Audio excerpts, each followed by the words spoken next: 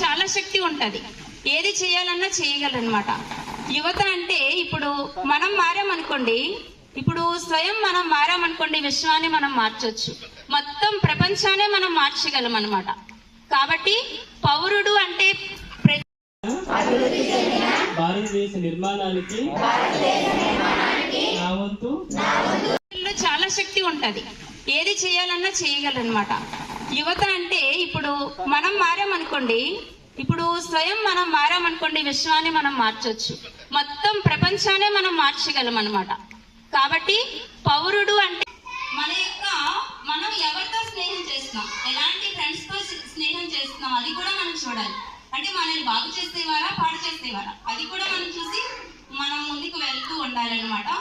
అయితే ఇంకా ప్రతి పౌరుడు కూడా ఏం చేయాలంటే సంకల్పం చేయాలి.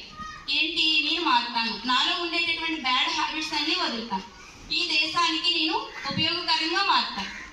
అలాగే ఇప్పుడు ఎందుకంటే మన లోపల ఏదైతే ఎడిక్ట్ అయి ఉన్నామో, వ్యసనం ఏదైతే ఉందో, అంటే వ్యసనం అంటే ఏమనుకున్నాం, ఏదైతే ఆలోచన చేయకూడదో పదే పదే ఆలోచన. ఇప్పుడు మన మనసు ఉందనుకోండి, మన మనసు దేనికైనా ఎడిక్ట్ అయిపోయింది అనుకోండి, ఇంకా ఇప్పుడు వ్యసనం పడాలి. దేనికి పడాలంటే మంచిగా చదువుకోవాలి, ఆ లక్ష్యాన్ని చేరుకున్నంత వరకు మనం వ్యసనం పడాలి. అలాగే మంచిగా కష్టపడి ప్రతిఫలాన్ని సంపాదించాలి, దానికి వ్యసనం పడాలి. ఇంకా మన దేశాన్ని బాగు చేయాలి అనేటటువంటి వ్యసన పడాలి.